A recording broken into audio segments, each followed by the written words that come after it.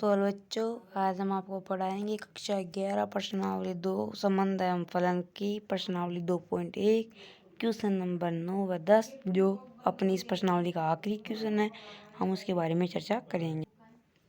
Video को like share subscribe कर देना व कमेंट भी जरूर करना।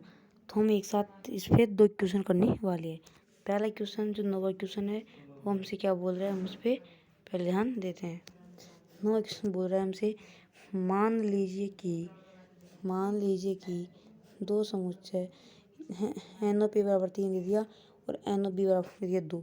यदि x, 1, y, 2, z, 1 हो तो एक कोर्स B में है तो एक और B का ज्ञात कीजिए जहाँ x, y, z भिन्न भिन्न अवयव है। हमें दिया है NOP बराबर 3 और NOB बराबर 2, यानी कि A में n का मतलब है कि n में कितने अवयव है। तो n में अवयव संख्या कितनी दी है हमें उस पर भी ध्यान देना है। n ऑफ A बराबर दिया है हमें 3 और n ऑफ B बराबर दे दिया हमें 2। इसमें 3 अवयव है, इसमें 2 अवयव है। तो इसके जो समुच्चय बनेंगे ना, समुच्चय उसमें कितने ग्रुप बनेंगे, कितने अवयव आएंगे। जैसे इसमें होगा 1 2 3 तो में दे रखे हैं A क्रॉस B के, 3 हो रहा है इसमें, तो इसके पूरे कितने बनेंगे n A क्रॉस B। तो इसमें 6 बनेंगे। जो अपन को 3 दे रखे हैं 1 2 3, अपन को 3 दे रखे हैं। तो हमसे पूछा है A और B को ज्ञात करना है। आप एक चीज़ बताइए मुझे, जो पहला अंक आता है ना, पहला अंक, ये बात ध्यान रखना, मैंने आपको पहले बताया था कि जो पहला अंक है इसमें x, इसमें y, इसमें z, ये बताता है शुरू वाले समुच्चय के अवयव को।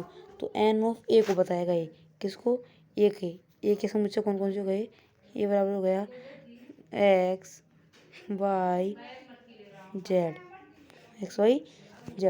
और B बराबर हो जाएगा, B बराबर, ये लास्ट के अवयव होते हैं 1 A और इसमें 1 2 1, तो एक अवयव 2 बार तो आ नहीं सकता, क्योंकि हमने इस नियम को पढ़ा था कि किसी भी समुच्चय के अंदर कोई अवयव की पुनरावृत्ति नहीं होती है। तथा दूसरी बात, इसमें ऐसे भी बता रखा है कि n ऑफ B का मान कितना है 2, इसमें 2 अवयव आएंगे। तो एक तो ले लेंगे अपन 1 और एक ले लेंगे अपन 2, क्योंकि एक तो इसमें पहले ही आ चुका है। तो हो जाएगा A1, 2। और आप ये भी देख सकते हो कि जो A बराबर x y z है उसमें हमने देखा था NOP में 3 अवयव आएंगे, तो 3 ही आ रहे हैं x y z। यहाँ तक समझ आ गया होगा, सही है, समझ आ गया। तो बच्चों हमसे यही पूछा था कि क्या होंगे। यदि आप इसमें A क्रॉस B पूछ तो नहीं रहा, आप A क्रॉस B ज्ञात करना चाहो तो आप ज्ञात कर सकते हैं, मैंने आपको बता दिया है। उसको ज्ञात करने की, चलो मैं आपको निकाल के दे देता हूँ। A क्रॉस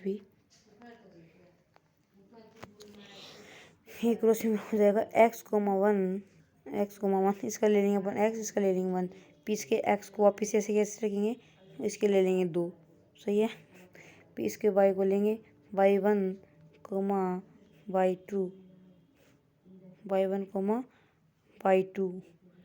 y2 नहीं है, सॉरी गलती हो गई, इसको रुक जाओ, मैं इसको आपको वापस से करके बता देता हूँ। y1,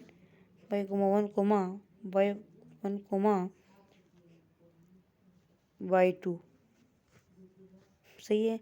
हम इसको ले लेंगे क्या, अब z ले लेंगे कांस्टेंट, z1, z2, ये इसका क्या हो जाएगा आंसर।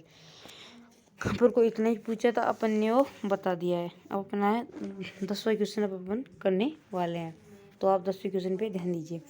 10वें क्वेश्चन में क्या पूछ रहा है, कार्तीय गुणन, क्या पूछ रहा है अपन से, कार्तीय गुणन A में 9 अवयव है, जिनमें A -1, 0 तथा B 0, 1 भी है। नहीं, ऐसे नहीं बोला, सॉरी।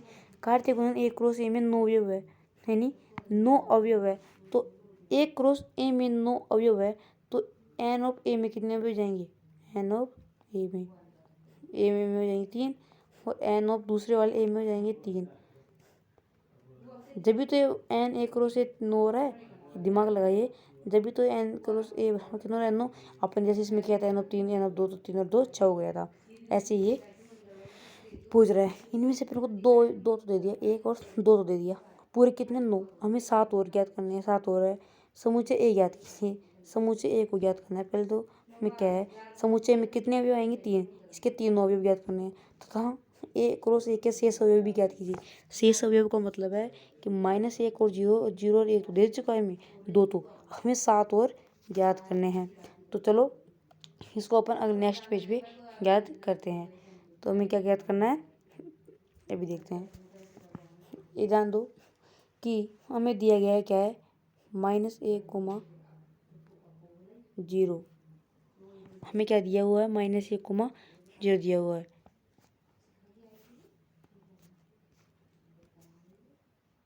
-1,0 दिया हुआ है और इसके दो अवयव ग्रुप दे रखे हैं 0,1 दे रखा है।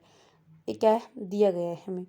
और हमें अब दिमाग लगाना है कि एक रो से उसने क्या बोला एक रो से उसने बोला है कि एक रो से उसने एक रो से जब भी बोला होगा कि जब ए में उपस्थित सभी अवयव ए में है। ये बात इस बात को ध्यान रखना तो नोटिस करना कि एक क्रॉस ए का मतलब ये होता है कि यहाँ पे तो क्या था ए और बी थे तो यहाँ पे एक के अवयव अलग थे। एक के अवयव थे क्या XYZ बी के अवयव थे 1,2। अब हम ए और ए दे दिया तो मतलब एक के यदि अवयव हो गए यदि एक के अवयव XYZ होंगे ना तो इस वाले एक के भी अवयव क्या होंगे XYZ ही होगी क्योंकि दोनों समान है। इसलिए हमें तो ये पता चल गया कि इन दोनों में से इन दोनों के अवयव समान आएंगे। तो हमें इसमें देखना है कि ये जो पहले वाला होता है ये क्या इस पहले वाले एक को दिखाएगा। अब हमें इससे मतलब नहीं कौन से वाले ऐसे दिखाएगा क्योंकि दोनों बराबर है तो हम कोई से भी ले लेंगे। तो ये -1,0 तो इसका एक अवयव जाएगा -1, इसका एक अवयव जाएगा 0 और इसका एक अवयव जाएगा प्लस वाला 1। तो हो जाएगा -1,0 + 1। यहाँ तक समझ आ गया होगा मैं आपसे उम्मीद करता हूँ। तो देखिए -1,0,0,1 तो ए बराबर तो हमारे पास आया है -1,0, ए। तो दूसरा ए भी यही है। दूसरा ए भी क्या है यही है -1,0,1 क्योंकि दोनों समान है ना। उसने बोला था हमें एक रोज ए ज्ञात करना है एक रोज ए उसने बराबर हो जाएगा -1, -1। हम पहले से -1 को कांस्टेंट लेंगे इसके सापेक्ष से लिखेंगे। फिर अपन क्या करेंगे फिर से -1 को कॉमन लेंगे 0 लिखेंगे इसको। फिर से -1 को कॉमन लेंगे फिर से 1 को लिखेंगे। फिर अपन 0 को कॉमन लेंगे फिर -1 लेंगे। फिर अपन सॉरी ये मैंने ब्रैकेट गलत बना दिया।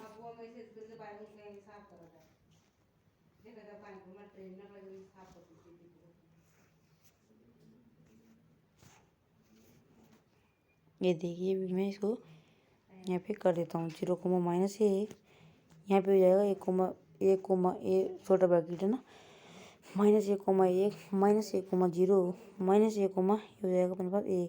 अब मैंने 0 को कांस्टेंट मानेंगे तो 0, -1 0, 0, 0,1 सही है। यहाँ तक आपको समझ आ गया होगा मैं उम्मीद करता हूँ। फिर अपन एक को कॉमन मान लेंगे ऐसे कैसे यहाँ पे -1 लिखेंगे फिर यहाँ पे अपन 1 को कॉमन मानेंगे 0 लेंगे फिर यहाँ पे 1 को ले लेंगे फिर 1 को ले लेंगे ये हो जाएगा वरना पूरा।